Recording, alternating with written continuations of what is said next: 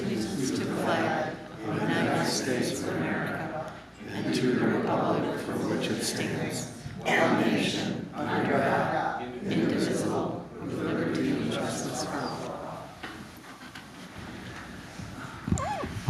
Laura, would you please take roll? Councilmember Bachman. Here. Councilmember Beaton. Here. Councilmember Lundberg. Here. Mayor Sullivan. Here. Councilmember Pratt. Here. Mayor Pro Tem Grabowski. Here. Councilmember Martin Pontiac. Here. City Attorney. Here. Finance Director. Here. Planning and Zoning Administrator. Here. Police Chief. Here. Fire Chief. Here. City Engineer. Here. Roll call complete. Thank you. Public hearings, we have none. Citizen comments on agenda-related items. Good evening. My name is Kelly Greavy. I reside at 606 Broad Avenue. I am a Parks Commissioner, a DDA board member, and a Manistee Proud volunteer. I believe the desire for the NRBC bylaw change may have started with an email from Bill Gamble, our city manager, to Manistee Proud. Jermaine Sullivan, our mayor, and Jeff McCula, DPW director, were copied on this email. Dated June 30th, 2023, the email reads, Kelly, moving forward, all volunteer projects taking place on city property and or using city equipment must be NRBC approved projects. This will be the process for all volunteer groups. Thank you. Bill Gamble.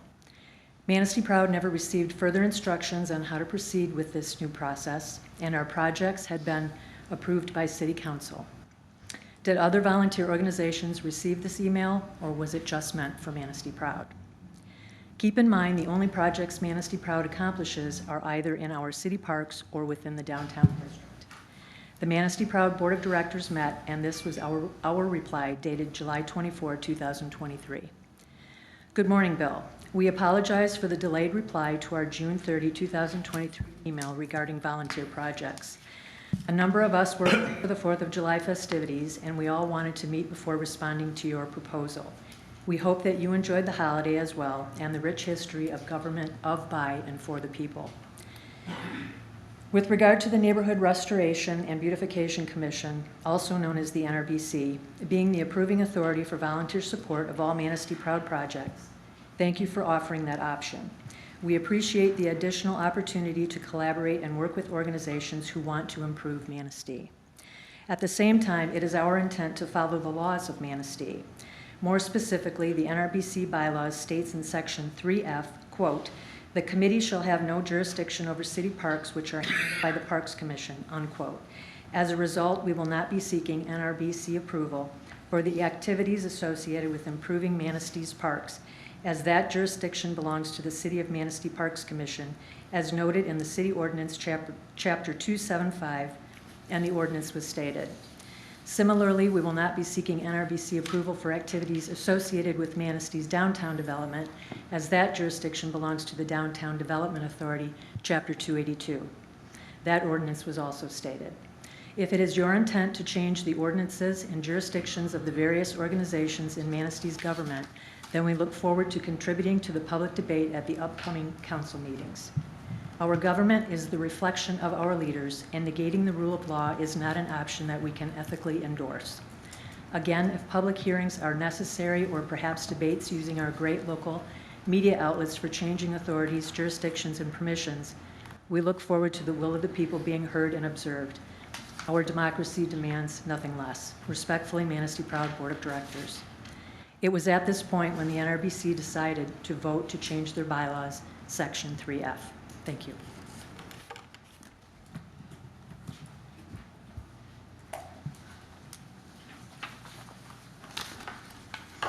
My name is Liz Lasky, and I live at 537 4th Street, and I am the chairman of the Parks Commission. I am here regarding the NRBC proposed changes to their bylaws. It is written in Section 3F that the committee shall have no jurisdiction over city parks, which falls under the jurisdiction of the Parks Commission. This was written probably because we have a Parks Commission that is over the parks, and there is plenty for the NRBC to do without implementing projects in the parks. The proposed change would be the commission may implement projects within the city parks that are related to beautification and restoration after input from the city staff and the Parks Commission. The needs of our city that can be and should be accomplished by each commission are great. The Parks Commission does not have a list of volunteers. The work we have accomplished has been done by the members of our own commission, plus a couple of our immediate family members. The name of each commission denotes what they should focus on. I am on the Parks Commission, and our mission states that we are to recommend steps, meaning we are a recommending commission under you, the City Council, and we are to recommend to you the steps to maintain, improve, and protect the parks for future generations. The NRBC stands for Neighborhood Restoration and Beautification. Their name implies what they should focus on, improving and beautifying the neighborhoods. The name states the focus. The Tree Commission focuses on trees, the Harbor Commission on the harbor, etc. That doesn't mean that we can't collaborate and work together on projects. This past year, we have worked with many commissions and entities to better the parks. We welcome them. We had the Marina project where we collaborated with the Harbor Commission. We attended their meetings and had their input and support. The library implemented story hours held in parks all over the city. They ran the story hour and we prepared the refreshments. We all worked together for the good of Manistee. Mark Fetter gave a presentation in this room on the history of the parks.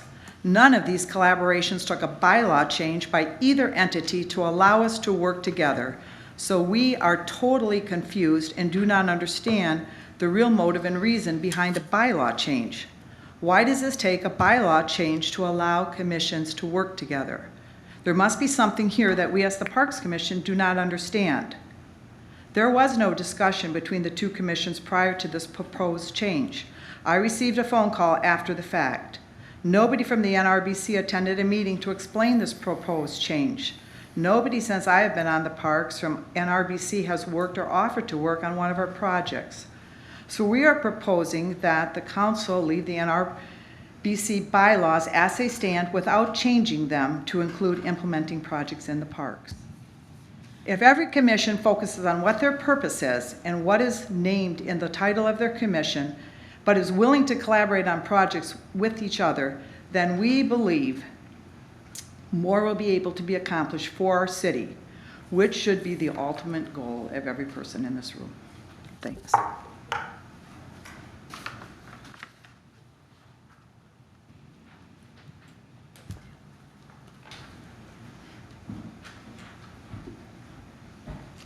Hi, I'm Steve Fosdick. I'm president of the Manistee Housing Commission. And I understand tonight you're going to look at a resolution under number 8E about having the city council approval for executive director and or compensation. I'd just like to point out that in our bylaws, the commission, it states that the commission shall appoint and employ an executive director with the approval of the Manistee city manager. Under compensation, compensation of the executive director shall be set by the commission in accordance to Michigan common law, blah, blah, blah, HUD regulations, and consultation with the Manistee city manager. The problem was that this oversight that was already permitted was never followed or enacted under previous administrations. What has the commission done to help further stop what just happened? We have limited the housing commissioners in our bylaw, in a bylaw change to two full terms of service, and then they're out of the commission. We want to make sure that we will never author another employment agreement that is open-ended. In our internal investigation, it appears that two housing commissioners, along with the executive director, made most of the decisions around the rest of the commission. Both commissioners had been on the commission for at least 20 years and had formed an advisory relationship with the executive director. They also accepted an open-ended employment contract from that executive director, which caused a problem for us to terminate that director. So what else has the commission been doing in the last 6 months? 3 of the 5 commissioners have been appointed in the last 6 months. So the commissions has pretty much done a complete turnover. We have forwarded our 2022 fiscal year audit to Ed at the city this week, almost 4 months earlier than last year. We now receive a check register at each meeting to show all the disbursements that the staff has made for the commission. We're about to approve a new procurement policy with new safeguards and lower limits. We have changed accounts and have finally, after 19 months, received an audit or a P&L that we can understand and can feel safe with. We have hired 2 outstanding consultants, Mark Sahaki and Lori Hatchu, to right the ship and get us back on top of everything. In their short time, they have cut expenses drastically and increased our revenue. They increased the revenue by finding over $400,000 in capital needs funding that was approved but never asked for. And they've worked, they also increased our HAP, which is a housing assistance payment from the government that is retroactive back to February and will increase our net profit by up to $40,000 a month. In the last 30 to 45 days, we have contracted and uncovered the berms on the river side of Harborview and cut and removed 15 to 20 trees that were a hazard to navigation in the river in front of Century Terrace. We have plans to develop both these areas in the near future. We're looking at allowing the City HAT Committee and the HSCB to open a community resource center at our Century Terrace office that we no longer use. And would help our residents along with everyone else in the county that needs it, to include health, safety, social security, mental health, DHHS help for anyone and anybody that needs that help. Not just to point them in the right direction, but to actually sit down with them and walk them through the steps. We're in the planning stages to set up work sessions to explore the possibility and future of our 48 scattered sites. We are almost ready to designate 1 or 2 smoking areas for residents on our property to get smokers off the sidewalks in nearby streets. And once those areas are established, we will be vigilant to keep smokers from loitering on the street and the sidewalks. We're planning a resident appreciation dinner for September 20th to show our residents we do appreciate them. We're working on a deal with Consumers Energy to replace all 48 scattered sites with new refrigerators at no cost to us. We're looking at new energy efficiency grants from the state and federal government that would include replacement of all HVAC equipment with new. So we've been pretty busy, and I'm really proud. And I hope I'm not taking this as criticism, or I'm not criticizing, but I think to muddy it up to if and when we hire a new executive director, it's enough with the city manager, much less to try to collect the city. It could be a long hiring process for anyone. So I'd like you to reconsider that. Thank you.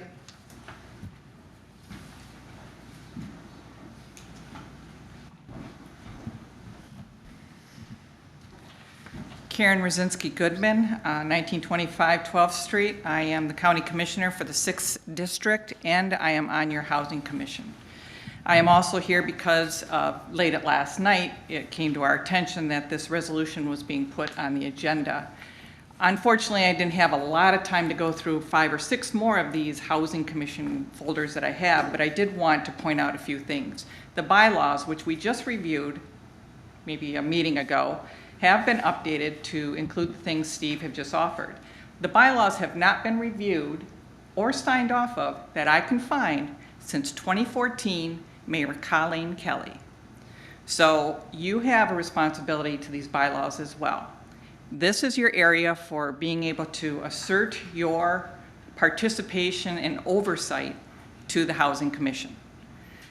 There are lots of mistakes that have been made. We've been cleaning it up. Some of you council members know that I started hitting the bell after I got put on that council or that commission, seeing all the difficulties that we're having.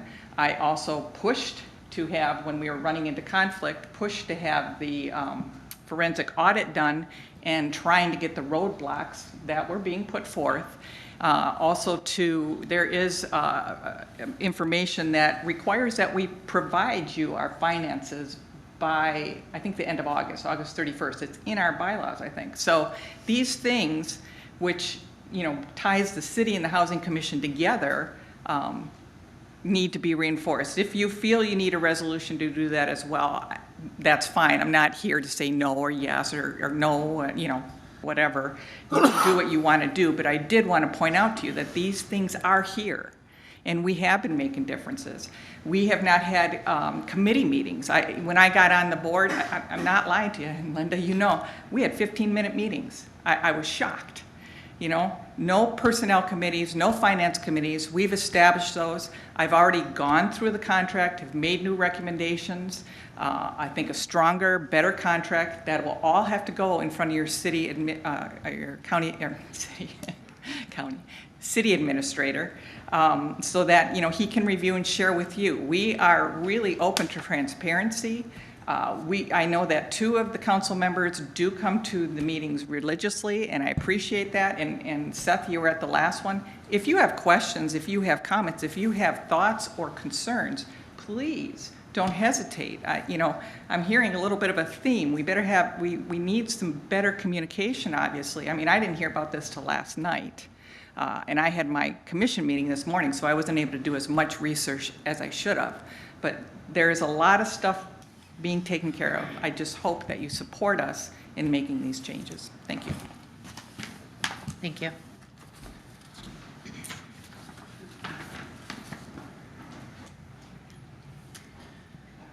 Hi, I'm Tim O'Connor, 330 4th Avenue, Manistee. I've been on the Parks Commission for over 5 years now. I just want to stand up here, and I think Liz and Kelly had stated it pretty well. The Parks Commission stands unified in the changes that are being recommended on the NRBC's bylaws, that they don't be approved. And for several reasons. Number one, we weren't included in any of the discussions, which we should be. I think that's just respectful. Our Parks Commission has worked hard on projects all throughout the city, and not to be included in something that's going to involve us, I think is disrespectful. It wasn't right. We should have been consulted. There's a lot of misunderstandings, which I think could have totally been avoided had we all communicated together about this. But we stand in unison about all this. There's not one Park Commission member, I don't think, that we voted and we made a resolution or an amendment where we denounce this. We don't agree with it. So, and I think, Seth, you were there at that meeting, at that present. So, and one of the things that comes to mind is we have a lot of work to do on the 5th Avenue beach. Tennis courts. People are playing with that tennis courts, playing pickleball every single day. You can't even see lines on those tennis courts. It's been that way for over 3 years. In a recent meeting that I had with Jeff McCullough, and Bill Gamble happened to be present too, I said, why are we not painting the lines? People are utilizing those courts all the time. Jeff's response is, I don't have the people to do that. This has been going on for 3 years. If we don't have the personnel to do it, then why are we paying to get it done? It's a horrible excuse, to be quite honest with you. And honestly, it's an excuse that we consistently hear. So if we can't get the personnel from the DPW to do what needs to be done in the parks, then why are we not hiring these things done? It's time to do that. Also, I said I will do it myself if I need to. Jeff offered me to paint, offered me the resources to be able to paint those lines. Bill Gamble shot up and said, you're going to have to get the NRBC's approval before you do that. I reminded Bill that that had not been approved yet. That technically I do not need the NRBC's approval as a parks commissioner to improve one of our parks and do some improvements at 5th Avenue. So I don't like the direction it's going, and I stand in support of everything that Liz and Kelly said, which I think said very well. So thank you. Thank you.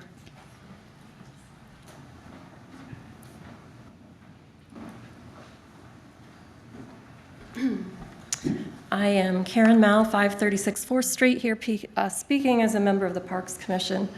A lot has been said about the NRBC's bylaw change request, and I wanted to just say thank you for listening. There are a lot of confusions, a lot of mixed messaging coming from different people.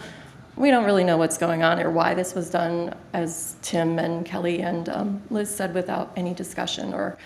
So we're kind of in the dark. So please forgive our questions. But I think the major question, the bottom line that we need answered is the City Council happy with the performance of this Parks Commission? And if the answer is yes, please consider giving strong consideration to the voice of your Parks Commission members and leave the NRBC bylaws in their original form, allowing the Parks Commission to continue as it currently functions in the parks. If the answer is no, then I believe there are conversations that need to take place between City Council and the Parks Commission so that we may be brought into the discussion and learn what may need adjusting. We are all on the same team with, I believe, the same goal to make Manistee an incredible place to live. I look forward to forging a path forward together. Thank you. Thank you.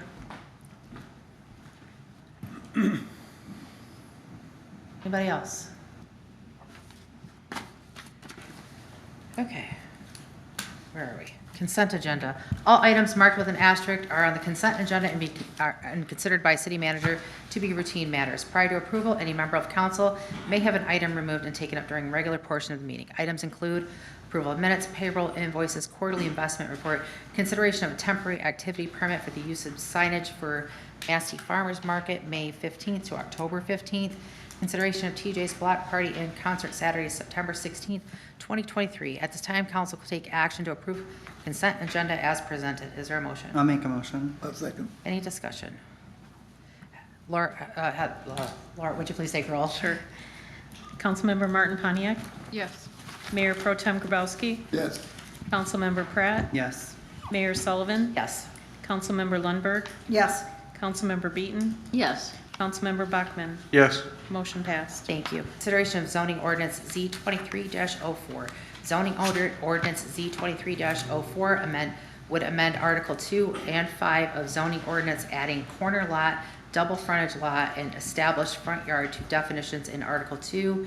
In Article 5, it would allow for accessory buildings and storage sheds to exist in front yards of double frontage lots if not located in established front yard. As an ordinance, 2 separate readings are required.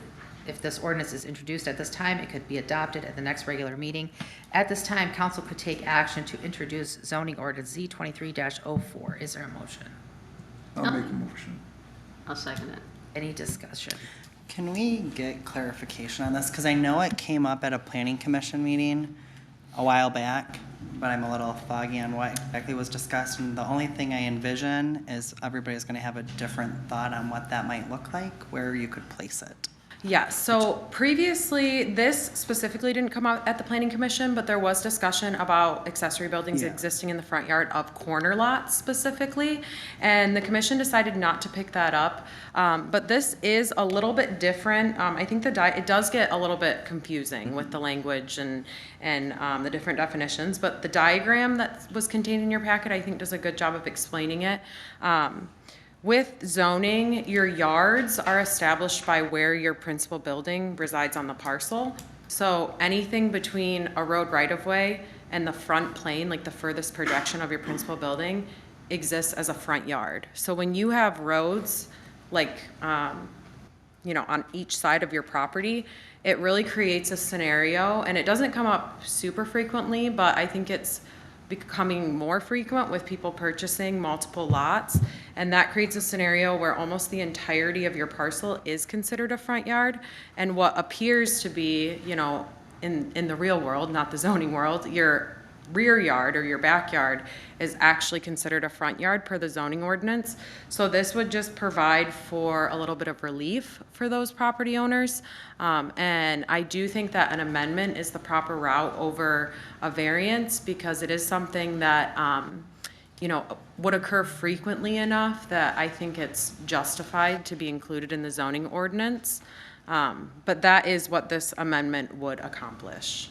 So does that mean that they then would choose which is their front and which is their back?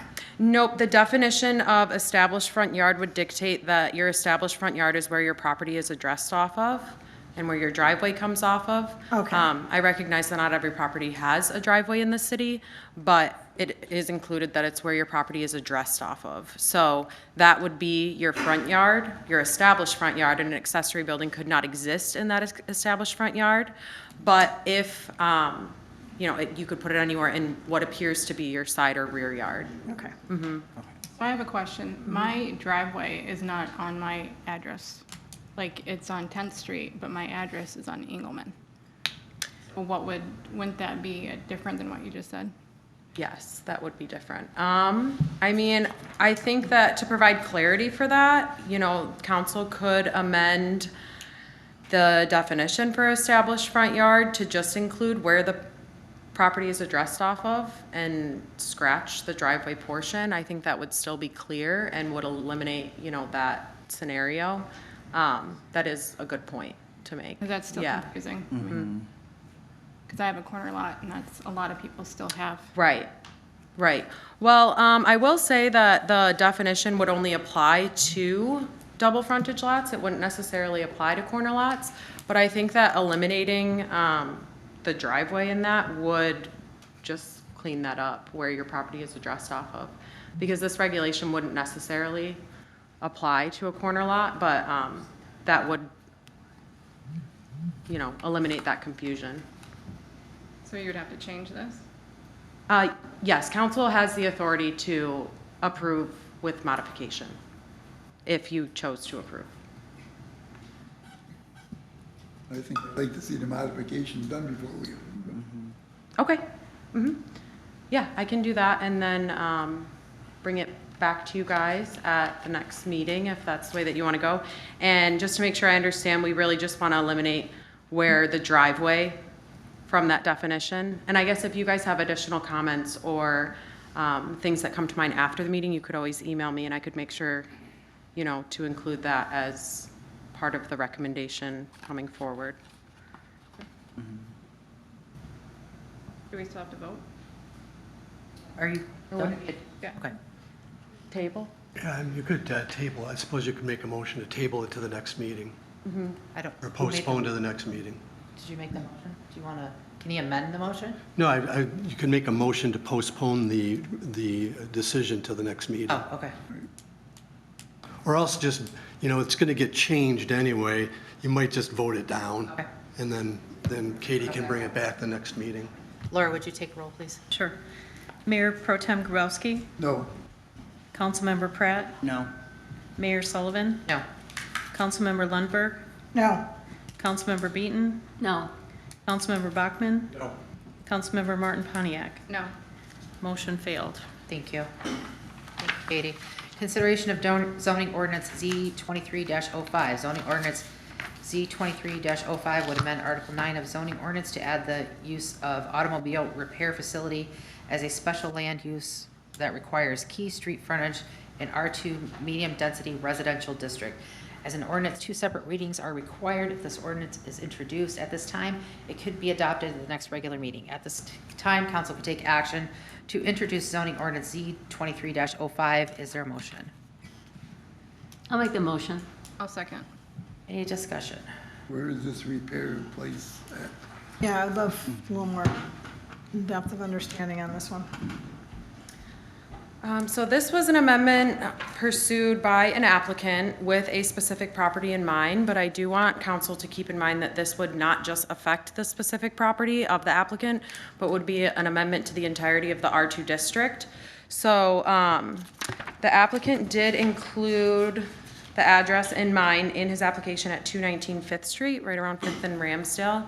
I believe it used to be a gas station. So he would like to initiate the use of an automobile repair facility at that specific property. But again, this is not an amendment for this specific property. It is an amendment for the entirety of the R2 district. Currently, the zoning ordinance allows for an automobile repair facility in the C1, C2, and LI zoning districts. 2 of them are as a special use, one's permitted. I don't remember off the top of my head.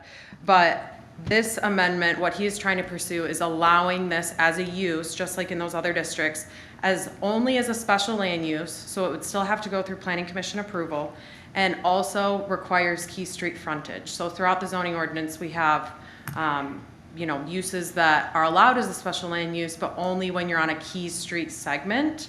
And I believe we did, Bill was gonna include a copy of the zoning map in the documents for tonight, if we wanted to pull that up, so that you guys can see where the Key Street segments exist. But, yeah, so that is what he is pursuing, to add it as a special land use. Currently, it is not allowable as a permitted or a special land use in the R2 district. But allowing for it would still have that planning commission control under the special use permit, and it would only be allowable on the Key Street segments. Could you define Key Street? Yes, so the Key Streets are identified in the zoning ordinance and on the zoning map. To be honest, I am not sure how these were established, when they were established. I have tried to figure that out, but you can see all of the blue streets. So it's the entirety of Washington through Maple up to 4th Street, all of 1st Street, and then it kind of jogs down through the residential close to the industrial districts. But all of the blue are the Key Street segments. So if this amendment was passed, it would be an allowable use for anyone in the yellow, the R2, that is on a Key Street segment, and by special land use approval by the planning commission. So along this whole route right here, people could just pop up auto repair places on this blue route? It would be, yes, it would be an allowable use as a special land use. And then I don't have it up here with me, but I did bring the intent of the R2 district. I thought that might be helpful from the zoning ordinance.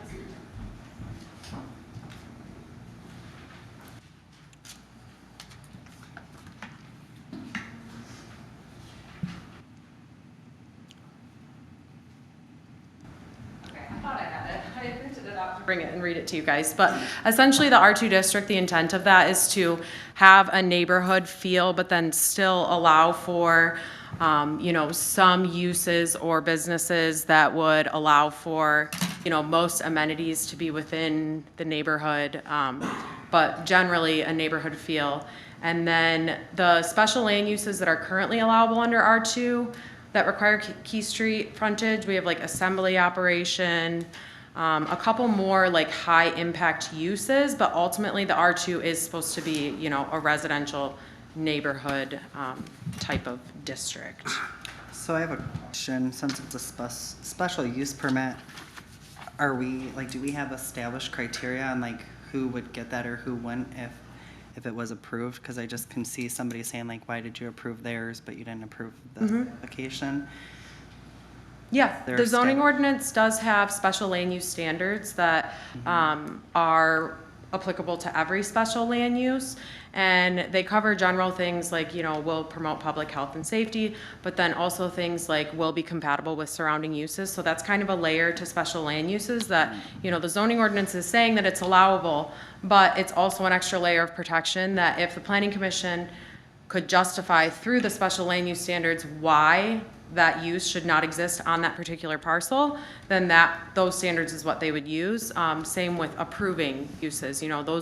Those standards are kind of like the guidelines for approving or denying any special land use, and that is the justification that they would use for a specific property should they see that, really this is an allowable use for the district, but for reasons X, Y, and Z justified through these standards, we do not feel that it would be appropriate on this particular parcel. I kind of have a stupid question. So is there anything that would say how many cars they can have on that business at one time? So if we approve this, the whole parking lot wouldn't be full, and then they've got cars parked along the street getting ready to be repaired, and then behind the building. Yeah, I don't think the zoning ordinance dictates a specific amount of cars for development, but if it could be justified through the special land use standards, that'd be something that the planning commission could dictate. I will say that the zoning ordinance specifically dictates that you're not to park really any cars or store cars regardless of use on the street. So that specific concern shouldn't be a concern with this type of use. But the zoning ordinance does not necessarily dictate X number of maximum cars for an automobile repair facility. Just because that's a small lot, so I'm just, Mm-hmm. it's where. Did it say 2 cars in this paperwork you sent us? Didn't it list 2 cars on the property and 2 cars that could be repaired inside the building in reading the background for this? Or something. I think that previously in 2020, the individual who made this application had come before the planning commission for a preliminary canvass of the commission to see if they would be accepting of him pursuing an amendment like this. And at that time, within the minutes from that meeting, I think that's identified how many cars he has, or had currently on the property. And I think that was just part of the discussion, but that was not part of the current discussion. Be restricting how many cars you had on the property then by zoning ordinance then, correct? Right now? Yeah. Yeah, not necessarily. Right now, it is a privately owned property. He's not operating as a commercial business, so just like, you know, any other property in the city, I guess, you know, there's not necessarily a limit to how many cars you can have like parked at your residential property or even, you know, parked at your business per se. But there are standards, like I do think we have something that they have to be operable. Right. Like, so I guess I view this different a little bit, like, because if he's gonna run a repair shop and we don't put that on there, potentially those cars might not be operable, right? Like Yeah. in mine, so I guess I feel like that's kind of opening Pandora's box without having something in place to say, like, either how long a car can be there, like, there should be some type of a limit, I feel like. And I think I'm hearing other people saying that too. I'm just But maybe concerned not. it's a small lot in a residential area that cars are gonna get stuck on the side, behind it, in the street. So is it like an open lot, or is it a lot with a No, house? it's kitty, do you know where Stu's is? Yeah. It's kitty corner from that, it's right on the corner. It's like a old, Yeah, it's the old gas station, Yeah. Okay. which is probably okay in that particular spot, but I'm not sure it's okay when we open the door for everywhere. That's my worry. what I'm having trouble with, yeah. We could just say okay for that spot, but I'm not sure that building on the corner of First and Maple, they could change to that automatically if this is approved. Yeah. That old auto shop, the old car shop though, that would be approved in that particular location, correct, if we did this? It wouldn't necessarily be automatically approved. It would still have to go through the special land use procedure and be approved by the planning commission. So it wouldn't be an administrative approval. And I think with the concern for this particular property, I do just want to remind council that this would be for the entirety of R2, but also that you would be relying on your planning commission if a special use permit came forward for this particular property. You know, hypothetically, if this was approved and a special use permit came forward, you would be relying on your planning commission to place whatever reasonable conditions they see fit through justifying through the special land use standards for a particular development.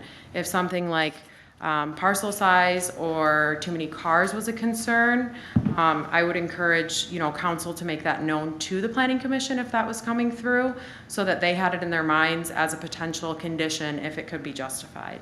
Is there another way for this individual to make that work at that property? Because I agree, like, that location makes sense to me. Like, I'm not opposed to that location, but when we look at the R2 and how much that zoning encompasses, I feel like that's a huge risk. And I don't think a lot of people are gonna be open to that. So is there another way to go about that for this individual if this is true? I do believe, yes, I do know that adaptive reuse is a use identified in the zoning ordinance that is allowable as a special land use in the R2 district.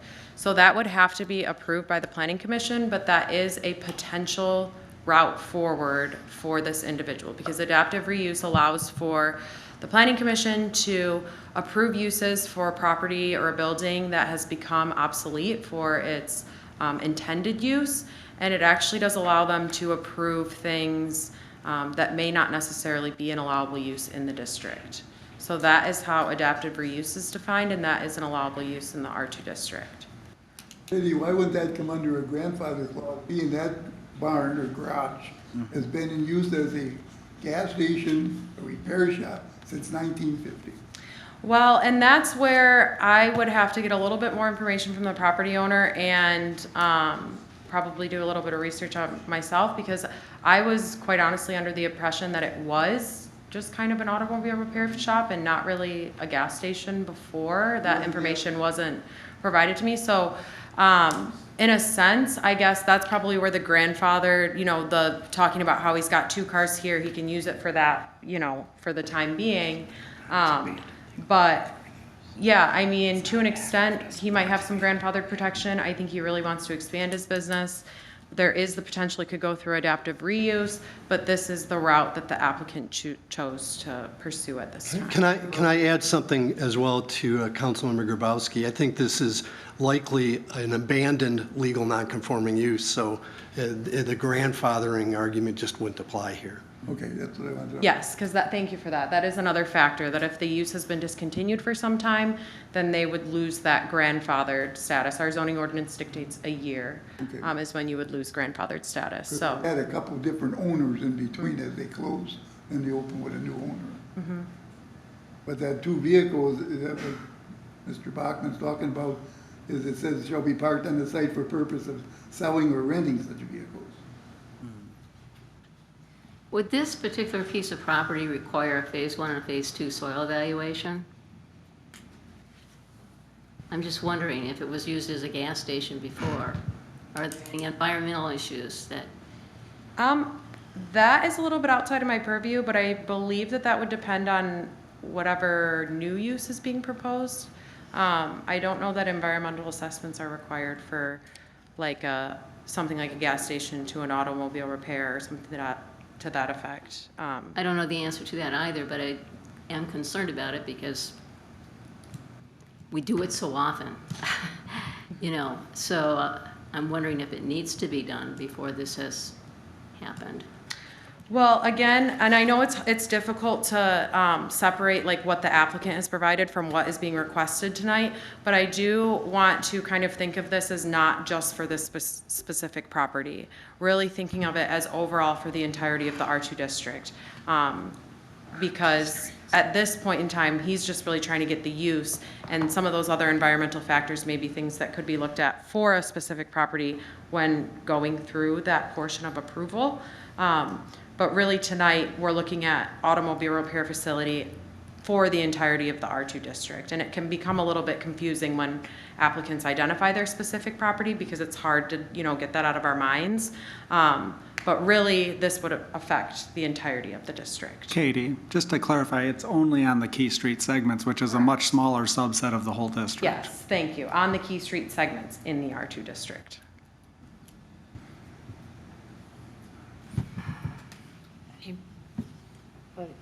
Anybody else? Very good, Dave. I'm good for now. Okay. Thank you. I'm sorry. Yep. All right. Thank you, Katie. Laura, would you please take roll? Councilmember Pratt? No. Mayor Sullivan? Yes. Councilmember Lundberg? No. Councilmember Beaton? No. Councilmember Bachman? No. Councilmember Martin Pontiac? Yes. Mayor Pro Tem Grabowski? Yes. Motion has failed. Thank you. Consideration of approving a contract to Zupan Industrial for the renovation of the primary settling tanks at the Clean Water Recovery Facility. The primary settling tanks have the original shaft wall bearing that were installed in 1978. One has seized up, making the collector inoperable. Funds were budgeted for the 23-24 fiscal year to replace the collector system in the tanks. Quotes were taken from 3 vendors, with Zupan Industrial submitting the low bid at $111,664.82. At this time, council could take action to approve the contract with Zupan Industrial to renovate the primary settling tanks in the amount of $111,664.82 and authorize the city clerk to execute the documents. Is there a motion? I'll make a motion. I'll second. Any discussion? It says funds were allocated. How does that bid come in with what we allocated for that? Councilmember Pratt, I don't think anybody, Bruce, do you recall what was budgeted? I could look it up. I don't recall off the top of my head. I do. I don't have good news. I wasn't any part of that. Just putting that out there right now. So $37,000 was allocated for this. Of course, with any kind of infrastructure, everything has about tripled in the last couple of years. And this primary settling tank is inoperable right now. We have two of them that sit side by side, and how that works is if one goes down, you still have one to operate while the other one gets repaired. And that one, the one that went failed, is totally failed. Everything needs repaired. That's sprockets, bearings, shafts, chains, flights, Teflons. I measured the chains today. Each settling tank has 2 chains. Each chain is 180 feet long. So you can, that alone can tell you about the gearing to drive that system for the primary settling. And unfortunately, the bids are way more than what was budgeted. And to address the budgetary concerns a little bit, the wastewater treatment plant generally budgets a fairly large amount for repairs and maintenance because there's a lot of unknowns, and they generally come in under budget. So there's some latitude built into that budget for reallocating between line items for that sort of thing.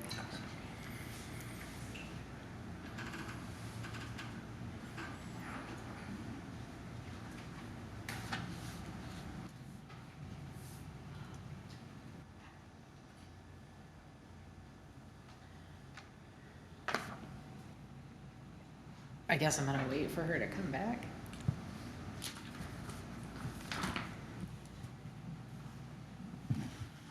Well, as a question, we have to fix this, otherwise there's gonna be more issues down the road, right? That's correct. Okay. Anybody else wanna ask a question? I agree with that. Okay.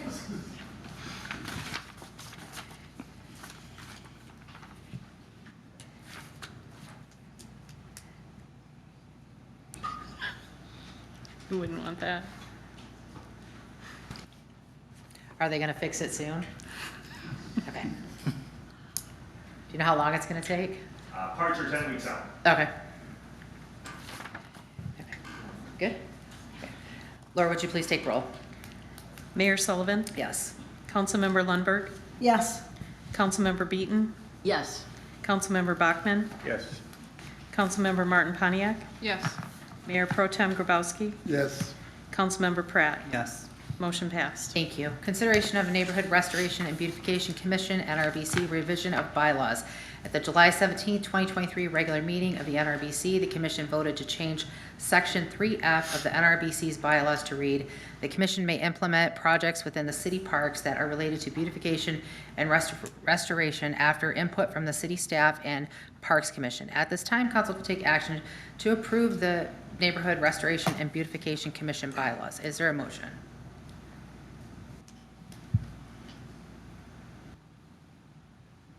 Excellent, we'll move forward. Consideration of a resolution requiring city council approval before the establishment of any compensation of the Housing Commission Director. The Michigan Housing Facilities Act outlines the powers and duties of the Housing Commission and provides for certain oversight duties of the City Council. The Act provides, upon the recommendation of the mayor, City Council may adopt a resolution, either conditioning the establishment of any compensation of any officer or employee of the Housing Commission upon the approval of the council, or establishing compensation ranges and classifications to be used by the Housing Commission in fixing the compensation of its officers and employees. MCL 125.663. At this time, council could take action and adopt a resolution requiring city council approval before the establishment of the compensation of the Housing Commission Director. Is there a motion?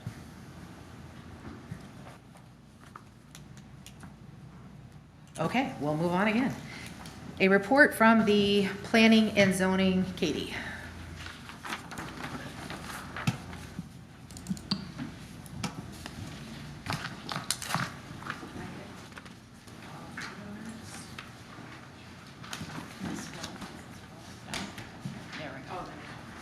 Sorry, and Mark. Sorry. So my name is Katie Mel. I am the zoning administrator for the city of Manistee, and I'll go through a brief presentation talking about the planning commission and the role of the planning department. And then we have. Good evening, council. My name is Mark Whitliff. I'm the chair of the planning commission. Before we start, I just want to run down the members. Myself, chairman, I've been on the planning, for 13 years. Bob Slavinsky, 7 years. Marlene McBride, 13 years. Shelley Maberto for 3, Michael Shemansky for 5, Pam Weiner 4, and Roger Yoder, he is the senior member for 39 years. So we count on Roger for many, many things and some levity. So, City of Manistee Planning Commission members are extremely pleased to work with Katie Mell, Nancy Baker, and Mike Sokola of the Manistee County Planning Department. And it is our wish that this relationship can continue moving forward. They provide unlimited resources for us.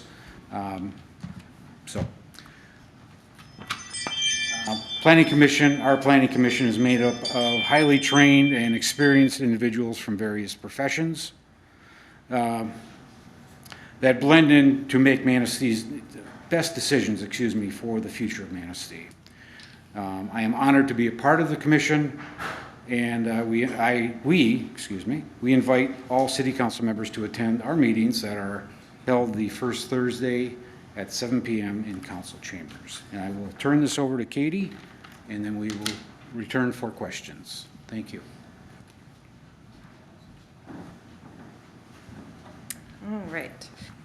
So I'll kind of get into what the Planning Commission is.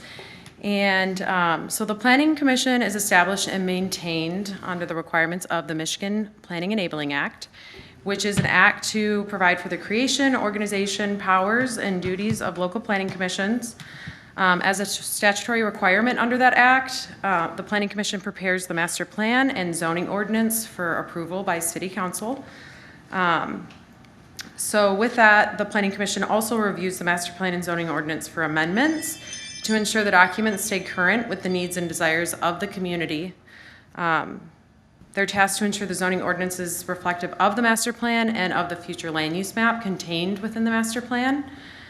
They also have duties as it relates to zoning approvals, such as special land use approvals or amendments to the zoning ordinance, and that is outlined by the Michigan Zoning Act.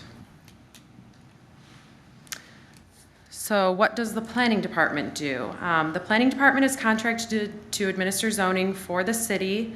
That includes approval processes and permitting. We also have 6 other contracts with communities within Manistee County. This involves answering questions to developers and property owners as it relates to zoning and getting them in contact with the proper department when we don't have answers to their questions. It seems like Planning Department is kind of people's first go-to, which is, usually good, but then we've gotten pretty good at sending people off to, where they need to go to get the rest of their questions answered. And we not only administer the zoning processes, but there are other things that are kind of identified in the zoning ordinance, but not necessarily direct zoning functions, such as land divisions, combinations, street and alley vacation requests, and temporary activity permits. We also staff the Historic District Commission and the Zoning Board of Appeals, and they only meet annually for organizational and then as needed. And then the HDC has their regular monthly meetings, but sometimes those get canceled if not needed. So some of the main priorities of the Planning Commission and the Planning Department are ensuring the Planning Commission is adhering to the master plan when making decisions on permit approvals and placing conditions on those approvals, as well as ensuring amendments to the zoning ordinance are supported by the master plan and reflective of that future land use map. The Planning Department strives to make the permitting process as understandable and smooth for developers and residential property owners as possible.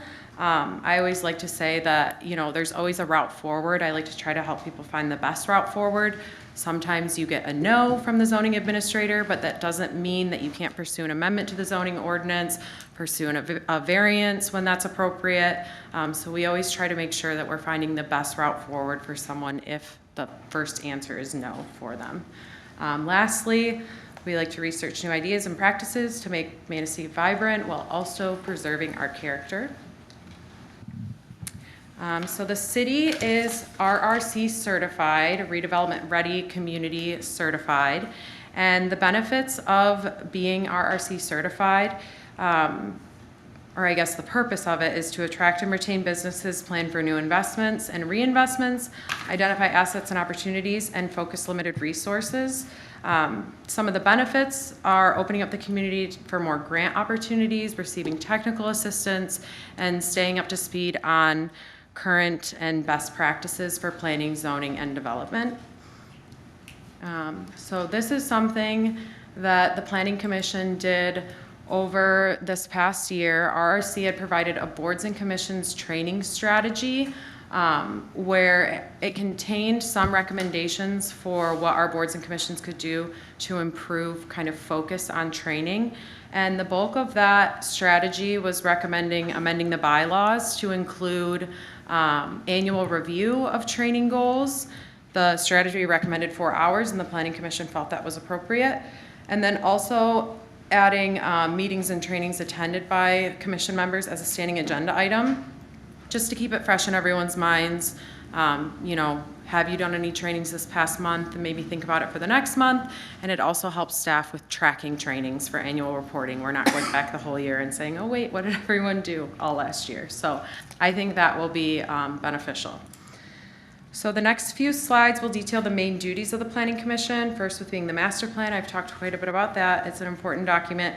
The Planning Enabling Act outlines the noticing and public hearing requirements for adopting a new master plan or amending an existing master plan. And at least every 5 years after adoption of a master plan, the Planning Commission shall review the master plan and determine whether to commence the procedure to amend the master plan or adopt a new master plan. And that is pulled right from the Planning Enabling Act. It should always be reflective of the goals and visions of the community. Our master plan contains goals and tasks that are kind of assigned to different departments or boards and commissions for those to be accomplished. And many master plans are utilized by a community for 15 to 20 years.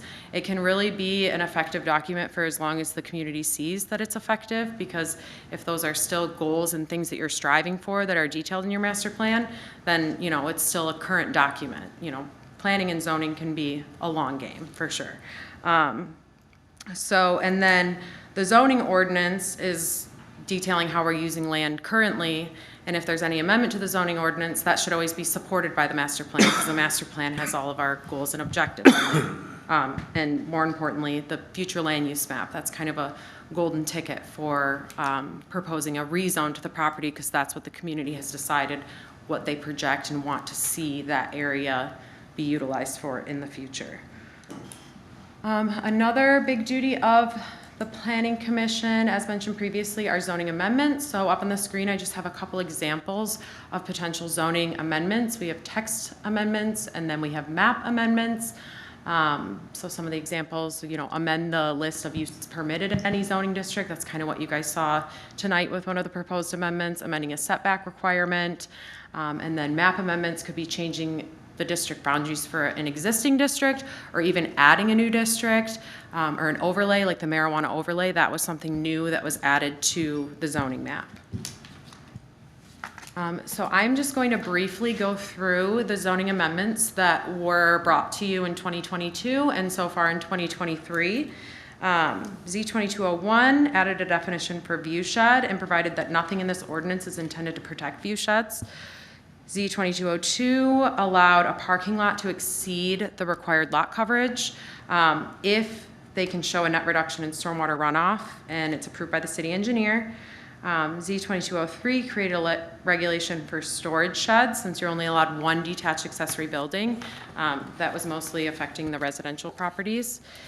Z2204 created a regulation for kind of what we call a built-in 2-year deadline for special use permits. Formerly, the zoning ordinance didn't detail when a use had to be commenced under a special use permit, and the Planning Commission was like stipulating that on every permit, so we just put it right in the ordinance.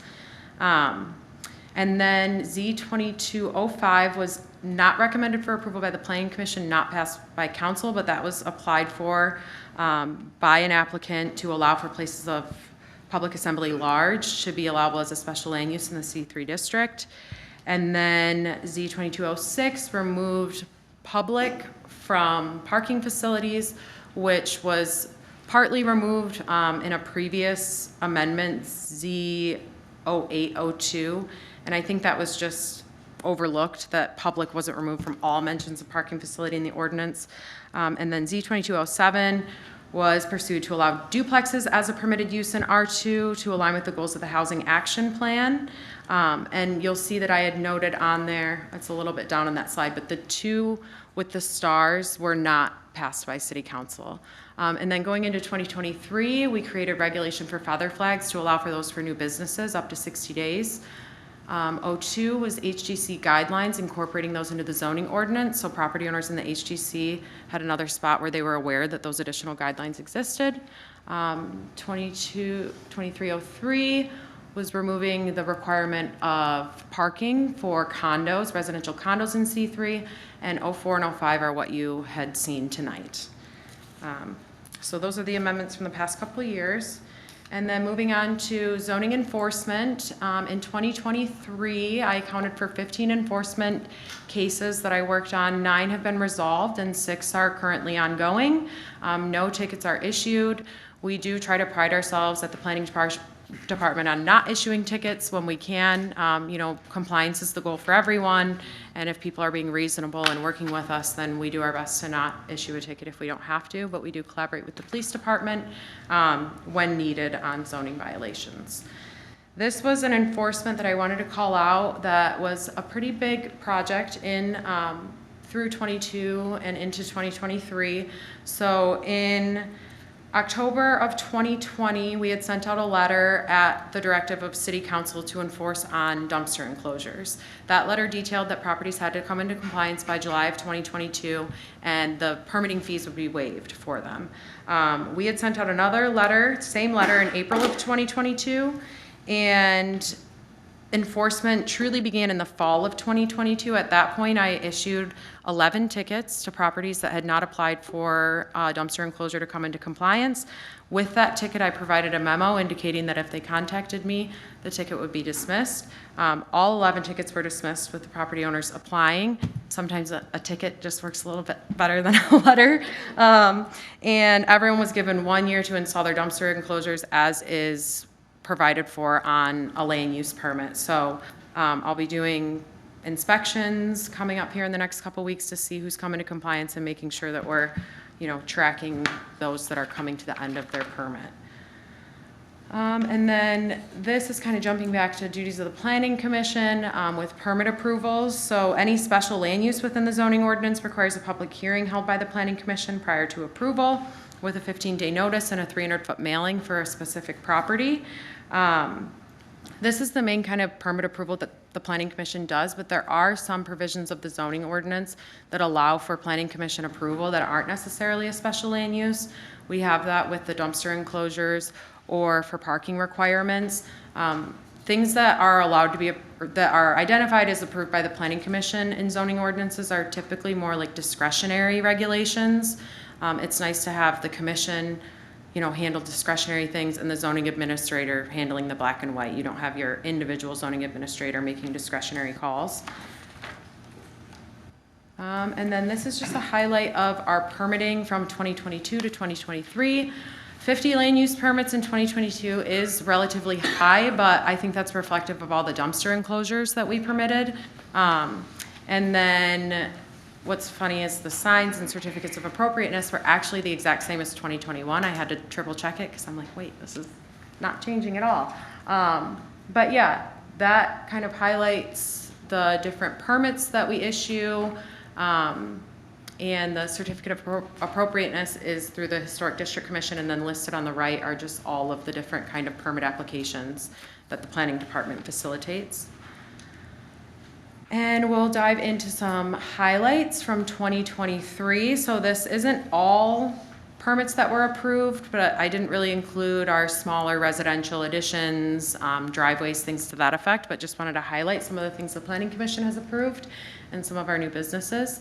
313 Maple Street was putting up, or he is going to put up a new garage. So with that being a duplex, that triggered the special land use permitting process, and he had to go through that to put that additional building on his property. 303 First Street was approved for a retail establishment, and we have 3 Ps and Bell Sprouts over there. It's nice to see that building occupied. So that was a change in use. We have 206 Cypress Street, which was approved by special land use by the Planning Commission. The new Domino's that's over there. Oops. And then 9th Street, we had a couple more duplexes that came forward for approval. These are vacant lots on 9th Street. I don't believe any construction has commenced, but they did go through the approval process, and they're essentially 2 identical duplexes side by side on each property. So that was like 2 separate special use permits, even though they were ultimately kind of the same thing. And then on the corner of Bryant and Cherry Street, I did receive and approve an application for a new home construction on that vacant lot. So we'll see when that starts going up, and that was an administrative approval. 339 Rivers Street is occupied now by a retail establishment, the Hobby Store Up North Collectors. And then I just thought this was kind of cool. I had received a historical photo from the applicant showing that this was a hobby store way back in the day. So I thought that was a fun thing to include. 375 River Street was approved for the use of a personal service establishment, the Black Lotus Salon and Wellness, in one of their suites. At 443 Water Street, this came before the Planning Commission as a use similar to uses permitted by right, because the zoning ordinance doesn't necessarily detail. I didn't feel that there was something fitting enough for golf cart rentals, but it was similar enough to other uses permitted by right in the C3 district that we took that forward to the Planning Commission. And it looks like they're, doing well with that endeavor. So it's exciting. And then finally, we have the Gateway that went for approval at our last Planning Commission meeting. So that came under special land use approval, approved by the Planning Commission as a plan unit development. So those are just some of the highlights of the permits approved by the Planning Commission or administratively by the Planning Department. And if you have any questions, I'd be happy to answer what I can. Katie, I'd just like to say you're kicking it. Whatever you're doing a really good job. And I appreciate the work that you're doing, and all this stuff is awesome. So keep up the good work. Thank you for your report. Thank you. I appreciate that. You've been busy. Yes, always busy. Thank you. Anybody else? I have one last question. So in your memo to us about the zoning ordinance, you said please pass or deny, and we didn't do either one. How does that impact your day tomorrow? So you did actually deny. By not making a motion? No, you made a motion. So with the zoning amendments, the Zoning Enabling Act, kind of details that it needs to be approved or denied. So especially when an applicant is coming forward with something, either having a motion to approve or a motion to deny. I know previously we had one that went through that just kind of failed. I think like a motion you're all set with made. tonight? Yes, tonight was good. You guys did do a motion And you can still work with that to guy? deny. Yep, I'm gonna try to find a route forward for him. Okay. all right. Yep. Anybody else? Thank you, Katie. Good. It's gonna be like right in my face in a second. Thanks. Okay, concerns and citizens' comment. This is an opportunity for citizens in attendance to comment on municipal services, activities, and areas of city involvement, limited to 5 minutes. Letters submitted to council will not be publicly read.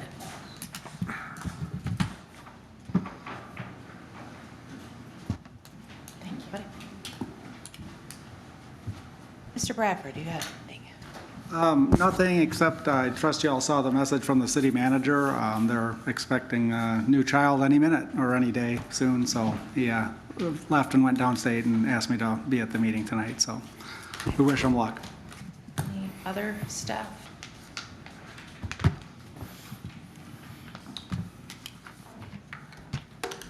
Good evening. I just wanted to speak on behalf of the NRBC tonight as the chairman. I think the wrong message was being displayed tonight about the bylaw change. The main goal of the NRBC when it was made was to create a volunteer process and a volunteer group. And over the last year and a half, we've successfully had multiple volunteer projects.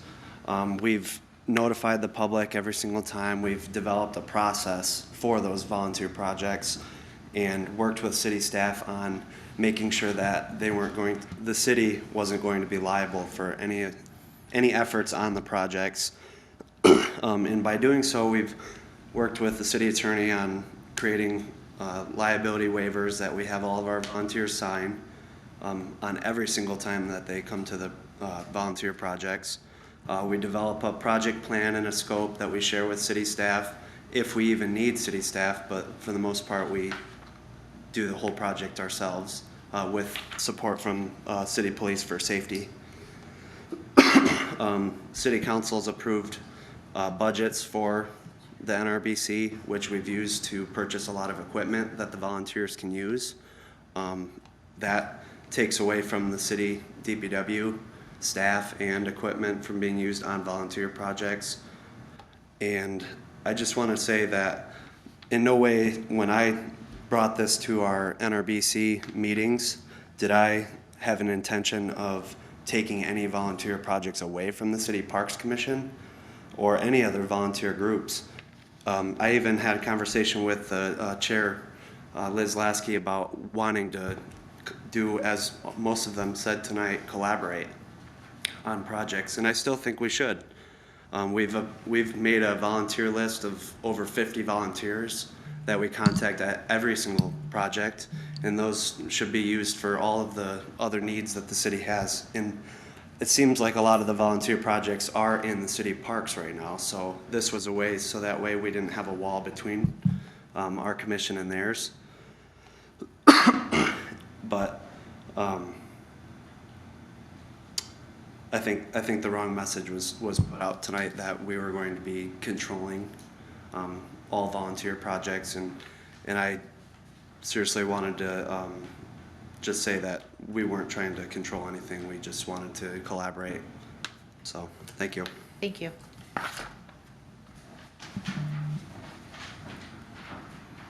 Mr. Pratt.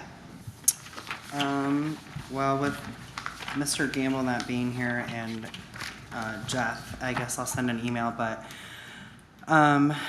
I guess I just wanted to bring up like road patching and lines. I know we had a citizen bring up the lines there at the Ramsdale, and some of our roads are right now in pretty deplorable condition, and it's really hard to see some of the lines on the crosswalk, so I just kind of wanted to bring that up to see what the plan looked like for that. With Maple Street, I know we had kind of talked about with the bridge and that traffic, what the best route would be.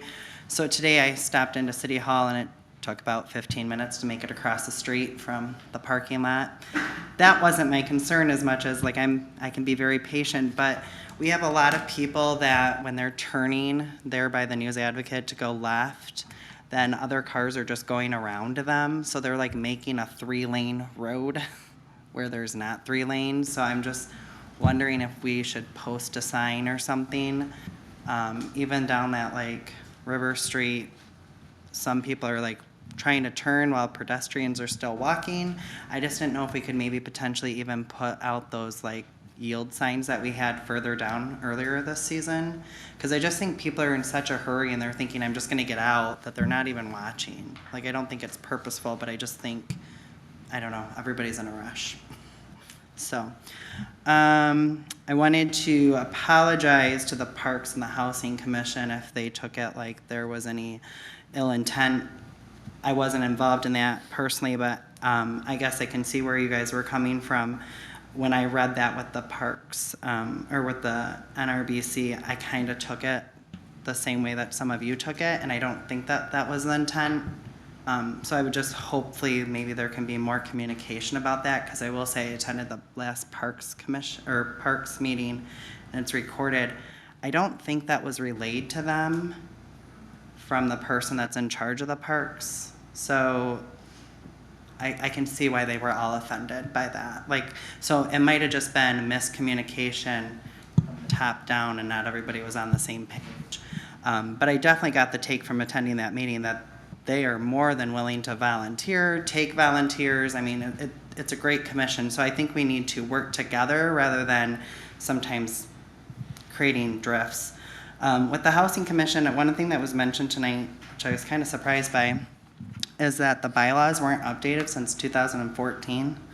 That's a little concerning to me, and I guess I agree with what was stated by both Ms. Goodman and the other individual. Sorry, I'm blanking on your name, but you know, I think there's ways to manage that without micromanaging that commission. There's been a lot of good things happening. I mean, we can see that.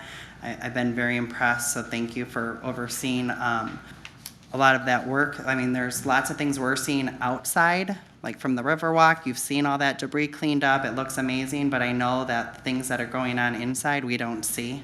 So that, you're not getting the credit you deserve. So I just want to take time to thank you for that. But I guess when you guys were talking, one of the things I thought about was, if there's an issue there, it seems like then our system of checks from a city council standpoint would be holding our city manager accountable. And it seems like that might have been the issue since 2014. Like there just was no system of checks and balances from council on the city manager.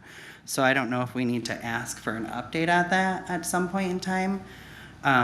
Because I get where the community is coming from. I mean, we have people that have been taken advantage of, and it's some of our city's most vulnerable people, and yet it's not the first time it's happened. And yet we find ourselves in the same position. So I'm glad to hear that there's changes being made. I think as a council, we should be supportive of that and see how we can collaborate with those changes or be supportive of that group. So that's it. Thank you. Mr. Bobrowski. Josh, couldn't we take and put signs out here and not allow people to turn to the left like Mr. Pratt said, and at Maple and First? I mean, those big trucks are having one hell of a time turning those corners. Can you say that again, Councilman? Was that turn where? Well, like on Water Street here, when he turned to the left.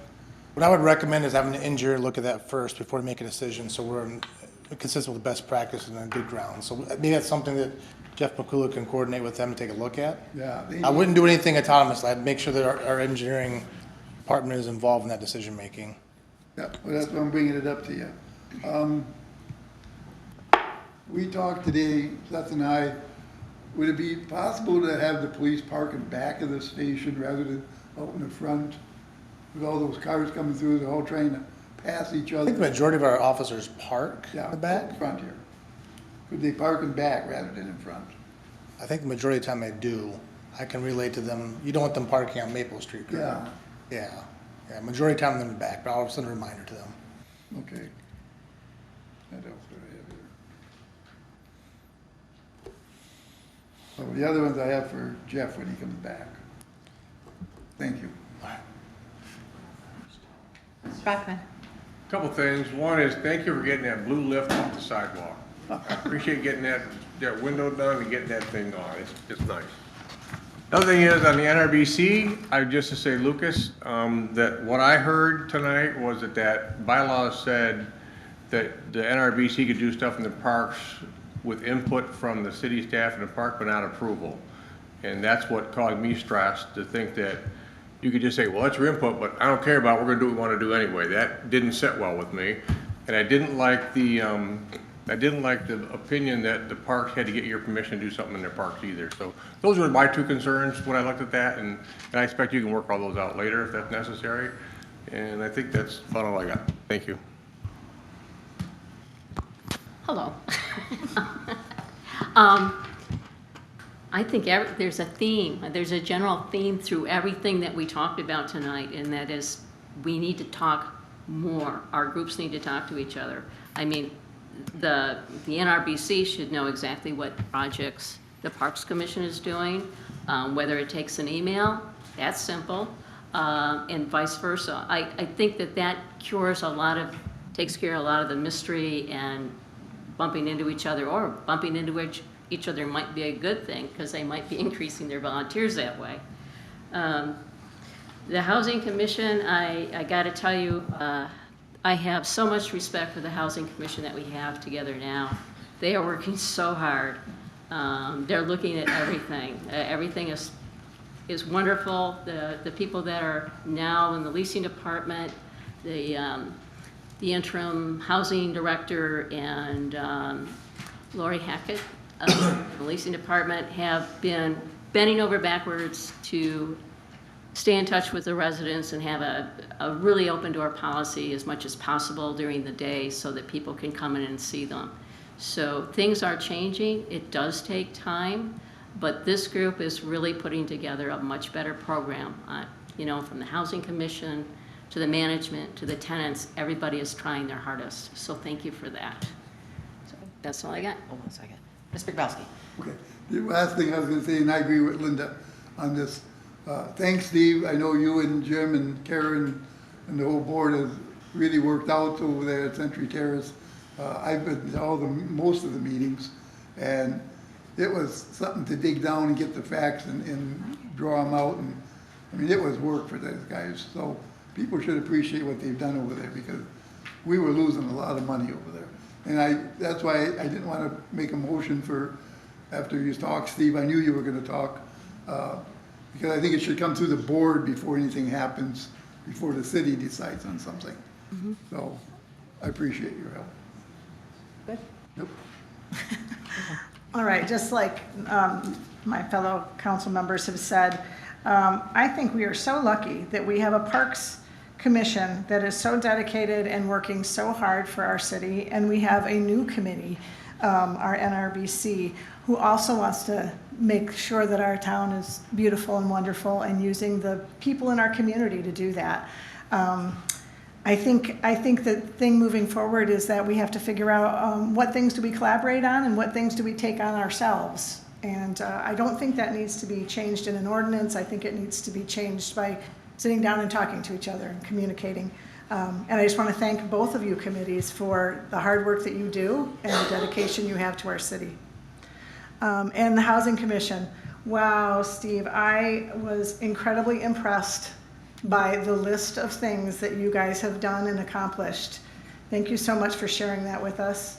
Thank you so much for your dedication and all of the committee, the Housing Commission.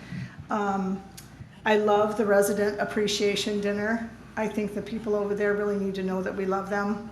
And so I think some of those things are just really wonderful. And Karen Goodman, thank you so much for bringing to our light that the bylaws haven't been looked at. It's a really great thing for us to be reminded of, and really how the pieces that we can hold on that, and then hold everyone accountable to the job that they need to do. Shame on us for letting it happen again, but I think that the things I'm hearing right now, you guys are doing an amazing job, and we just want to know how we can help. Thank you very much. The last thing I wanted to say is that the other TJ's event downtown, I hear was an amazing success. I was at the Ramsdale at the time, but I'll tell you, when I came out of the Ramsdale, you could not go across town because everything was shut off and the road was really bad. So I don't know if we're gonna do this TJ thing again. We can think about rerouting some traffic somewhere. I actually literally had to go all the way around to Stronach because I had to drop somebody off at by Meyer, and we couldn't get through town. So I don't know if you saw that at all. Chief, did you? There's no way to have an event block that section down. There's nothing, any options left. Yeah, because with this being closed down and all the traffic going Yeah. through Maple, it was just, and I think it was because there was two big events going on at the same time. But yeah, just I don't know if there's anything we can think about doing for that. I love that both those events were attended and everything was great. Just the traffic got a little hairy at the end. Okay. So I don't know. I know that this thoroughfare right over here is a hard one to kind of fix, but just thought I'd throw that out there. Thank you. I think there was a freighter that went through, like right as we were starting. And okay. It may have came through at the end too. Oh. That, I did not know about that, and that did back things up really bad. Okay, So, that likely could have fingers been. crossed we don't have that same issue, but yeah, it was like horrible timing. Okay. I was just reminded by staff that during that event last time, the four-way stop was still up at Washington Fifth Avenue, which really slowed down north and south traffic. Right, okay. Thanks for the reminder. So some. So hopefully, we'll keep an eye on it, and we'll know that moving forward. If it continues to be an issue, then maybe we should address it. Right, thank you. All right, that's it. Okay. So I just have a couple of things. So with the Housing Commission, I think that the commission that we have now is doing a fabulous job. My only concern with not approving that motion is what happens when, is Steve here? Oh, I can't see him, okay. So my only concern is what happens when you guys aren't there, we're not here, and it's new people, and because this has already happened twice, like nobody thought it was gonna happen twice, and it happened twice. So that is my concern. It's nothing with you guys, with how it's run, it's just, my fear is when we're all gone and other people. I understand that, that's our concern also, is how we going through this thing to be good. So, but I think that you guys are doing a fabulous job. You're moving along. Every call that I've had and concern, you guys have answered. So I think you're doing a great job. As far as the NRBC, so yes, I believe that the bylaw was written incorrectly. Thank you, Cindy. Was written incorrectly. Our intent was to collaborate with the Parks Commission. So now I'm going to be the bad guy. So with that, I'm glad that it didn't pass because the emails and the calls that I received personally are telling me that you guys don't want to collaborate with anybody anyway. You don't want anybody telling you what to do. So my issue is, and you asked what, is City Council happy with the Parks Commission? If they're not, what's the problem? So it's not the Parks Commission, it's Manistee Proud. I have an issue with contacting city staff and not happy with the way something went. I have an issue with when we vote on projects for them to do, and if we shoot some down, you corner a council member in the parking lot after the meeting. That's not appropriate. It's not appropriate when you're told no, that you go to a council member's house and say, hey, I was told no, I don't feel appreciated. It's not appropriate to yell at DPW workers because they didn't do something that the way that you wanted them to do. And so I'm saying that because everybody that's on the Parks Commission is now on the board of directors for Manistee Proud. You've mingled them together, so now it's all one. So that is my problem with it. I've had several council members say concerns that they have with it too. So it's not the Parks Commission, but now that you've mingled them together, it's both. So that is all that I have to say about that. I'm glad that it didn't pass. It's sad that, that's where we're at, is arguing about volunteers and who's doing what, but that is, they were absolutely true. We've already, and I'm not gonna have the back and forth with you right now, but it is true, yes. So with that, I will take a motion to adjourn. Motion.